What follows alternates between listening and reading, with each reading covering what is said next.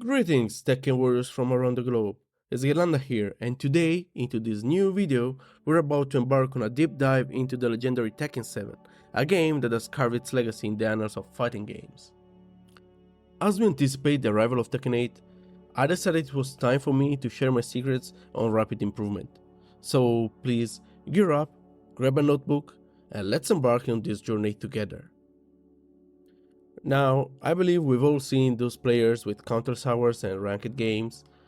Totally respect to them. They are very dedicated people and they're really passionate about the game. But if you're like me, you aim to have peak performance in limited time, well, there's a way more efficient way to level up. Today, we're diving to the twin pillars of improvement: replay analysis and practice mode. But before we delve in, do me a favor please. If you can, smash that like button and subscribe. And also, if you really like this video and you think this will be useful for your peers, consider also to share the video to them. Together, we can elevate the Tekken community to unparalleled heights. Let's talk first about replay analysis. Replays are your window into the mind of both your opponent and, most crucially, yourself. You have to understand, replay analysis allows you to identify the most crucial things of your opponent gameplay and especially your gameplay.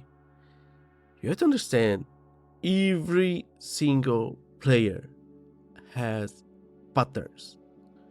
The lead players, they discern these patterns and evolve. They have a lot of small patterns, and that's the key thing, the difference between top players and average players. Top players are able to hide their patterns better, and they are able to identify the opponent patterns faster. You need to understand, being unpredictable is the essence of Tekken mastery. It's the key to improve your offense, is the key to actually be able to understand better your opponent mix-up, is the key of improving, basically. By dissecting your replays, especially your losses, which I know by experience, sometimes it's painful to watch them, but it's crucial to do that because you can shatter whole habits and you can ascend to new levels. Doesn't matter what level you are currently in, I really believe replay analysis are always the key of improvement. It doesn't matter if it's only to study your opponents that you most frequently battle because you are a player that just joined local tournaments. It's also useful, especially when you see yourself and you try to improve yourself more than the opponent, when you are going into regional or national tournaments or even worldwide international tournaments. So please always consider watching your own replay. Remember to save the replays that you really think are interesting when you see new situations, and in general, count a lot on this feature to improve. And especially if you're a local player, you can actually use replays to study your opponent so well that they might become so easy to beat for at least 1, 2, or 3 times before they actually decide that also for them it's time to watch replays and improve. You don't have to be hit again by that link show you of your friend, the 1-2-1 on block hop kick setup, okay? Because you saw that it tends to do it a lot in the replays, and then you know now that you can just let him do it, and then, for example, you can punish the hop kick directly, or you can just step and launch him. You know, there are a lot of things you can do. I'm pretty sure that just watching few matches with your local foes, you will be able to beat Xiaoyu 1-2-3 Phoenix Master with ease next time. So yes, now I would like to focus mostly on patterns. I already explained before what patterns are and how you can locate them into the replays, but I really want to dive into why it's so important to locate your patterns. Okay? Patterns are double-edged swords. Basically, until you win, they are your main strength, and when you are actually losing because your opponent understands and counter your patterns, well, they become your biggest weakness, your Achilles heel. The key here is to recognize, adapt, and evolve these patterns. Why do we all tend to have patterns? Well, the answer to this is pretty easy, but you have to think a little outside the box. You don't have to think only about Tekken, okay? This is something that is valid in almost all keys area of your life, and is the fact that we, as human beings, we like comfort zones. Comfort zone is not only just a term, it's a state of mind, is a gameplay strategy. It's actually a trap that many fall into without even realizing when they do it, and for good reasons. Mainly, the fact that your comfort zone means that you are in a situation where you are the most confident. Okay? Why? Because comfort zone itself, what is it? It's a situation where you feel most in control, where you know every possible outcome, every move, and every counter. That's your comfort zone. It's where you feel safe, basically, where you feel you have the upper hand in knowledge above your opponent. And this is something that I always tell also to my MetaFi students. In a tournament, all players, they always tend to try to enter the comfort zone. Everybody of us, no matter your self-awareness, no matter your self-esteem, but we are all insecure. We are all nervous when something is on the line. And if we are able to reach the comfort zone, we will be able to be less nervous. We will be able to be a little more calm, to think better. And that's why every single player, especially in tournament, they always try to reach their comfort zone. That's why we have so many patterns in tournaments, more than in long sets. It's because we always try to get into our comfort zone. We want to feel more comfortable than our opponent in what we are doing. But here's the catch. If you believe you are always in your comfort zone, 1, you might become predictable. 2, your comfort zone might be your key to victory way too much, and in a moment you are not inside it anymore, you will tend to panic.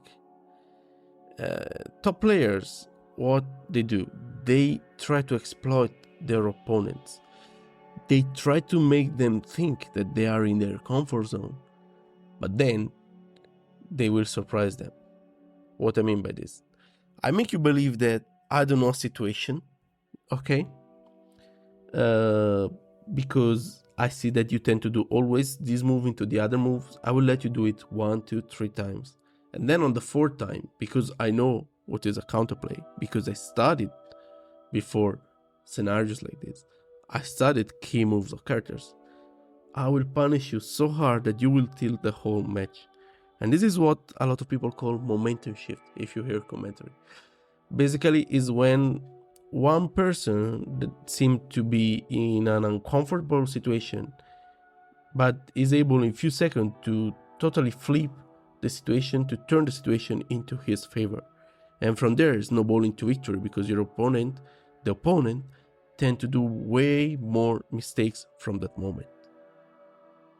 The key is that predictability is a fatal flaw, is the biggest flaw you can have. And by having comfort zone, by consequence, the fact that we always want to enter them, it means that we become predictable in what we want to do. This is why it's so important to be able to develop a lot of micro patterns instead of macro patterns, so we can have a way bigger comfort zone, something that is harder to limit for our opponents. Let's make some practical example now. Kazuya players might be very good with Vortex. What is the Vortex? Is when the Kazuya player land a hair sweep, from there he can do other hair sweep, he can hit you on the floor, he can hit you with a mid launcher like 4-4-3, and he will be very good with his offensive mind games. Why? Because while you don't play a Kazuya in every single match, the Kazuya main, he plays Kazuya every single match. So every time there is that vortex situation, he gains more and more experience about that. And even by instinct, because we are human beings and human beings adapt by definition, he will constantly improve his mind game there.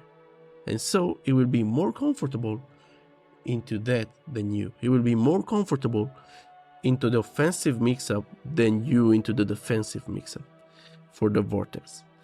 How can you limit him? For example, you can pressure him a lot with jabs, with down 4, with quick moves, so the Kazuya doesn't gain distance enough to do his wave dash, to do his electric, to do his air swing.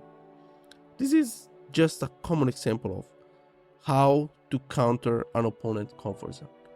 I will do another one. Let's take Jack, for example. I take Jack because Jack is a very basic character that play with few moves, okay? And this is why I believe he is a good example. You will notice that Jack players tend to win using always the same moves. These moves are basically the Jack Hammer, down back 1, the down 4-2 occasionally, and down 4 in West 2. Very, very, very common moves, okay? Why the Jack players can play around these moves all the time? Because they're so used on the situation, on hit and on block of these moves, that their mind game after them is just amazing. It's just better than yours. For the same reason we say before of Kazuya. They are used to land 4 down back 1 in 1 round every single day, while you don't play a Jack every single day. Okay, unless of course you're a Jack main. So what happens here? You need to literally take a pen or use your phone, but you need to watch replays versus this Jack player, not just to study Jack itself or the player itself, but in general to study the situation, how to deal with the key moves of the character.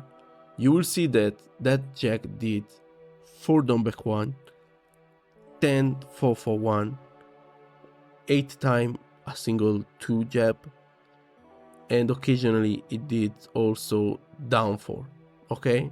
And then you see that all the other moves like side step 1, side step 2 are used a lot less. What does this mean? It means that if you want to be efficient, you should study the situations for the moves you use the most, because by probability you will face more time situations like having to deal with what to do after a landed down back 1 than a situation where you just block it a side step 2, okay? This is just an example. There are actually Jack players that spam side step 2, but it's just to make you understand. Prioritize to study the situation of the most common moves. So what you should do now, you saw that this guy basically destroyed you with down back 1, and then he kept approaching you, he kept doing while standing for to anticipate you. Well, go in practice mode, record the situation, record then down back 1 into while standing for. What you can discover that you can step the while standing for and launch him, and you didn't know this, and now you know it and you put it into practice. Like next time you meet him, he will do down back 1 into while standing for, you step and launch him, that guy will be tilted. What happened? I used to do this. My muscle memory literally makes me do down back 1 into while standing for like it's a normal combo because it always functions. What happened now? Why this guy can just step me like that and launch me? Why is destroying me? And then you tilt him, and then if he's smart, he will see the replay, realize what he had to do, and see, oh, so this guy always step on the left, always step on the right. So this time, instead of while standing for, I will just do another forward, and then I will see what else to do from there. You see, the situations evolve. But this is just because also the Jack players put time into replay analysis, put time to see and evolve his own patterns. This type of studies is where replay analysis and practice modes synergize so well. Replays let you identify all these patterns, all these comfort zones, these repetitive situations, and then you can just go in practice mode, record them, recreate the same situation, and study how to disrupt your opponent patterns, how to disrupt your opponent comfort zone, how to destroy the competition. And the best thing is that this thing right now might take you 10-15 minutes if you are a very good watcher, a very good replay analyzer. Okay, if you know how to analyze replay in a good way, in a fast way, identify what are the key things to look into a replay, this might take you 10, 15, 20 minutes maximum. It's not that much if you think about the hours people spend in ranked just staying on the same level over and over, right? The best thing, however, is the fact that with Tekken 8, there is a new functionality, a new innovative feature that will streamline this process. Now, Tekken 8 will allow you to jump from a replay moment directly into practice mode and replay the situations over and over as you please. And this is amazing. This means that what we now do in 15-20 minutes, it can be done in 5-10 minutes. It's amazing. So we even have less and less excuse on why we don't know something. We just need to level up our game, especially learn how to be efficient, okay? This is really what I really want you to understand from this video. Learn to be efficient with your time. If you seek improvement, you don't need 20 hours per day on Tekken. You just need to know how to optimize your Tekken time. By understanding, challenging, and ultimately breaking both your and your opponent's comfort zone, you are elevating basically your game to a level you never thought possible before. It's amazing because it's a journey of self-discovery and basically a strategy improvement that is continuous over and over. I really hope, guys, this video was helpful for you. I am Ghirlanda, and my Tekken Odyssey has been one of continuous learning and adaptation. If you're eager for a deeper dive of personalized guidance, you can reach me out on Modify. Together, we'll redefine your Tekken boundaries. Until our next battle, train diligently, strategize wisely, and may your Tekken legacy be unparalleled.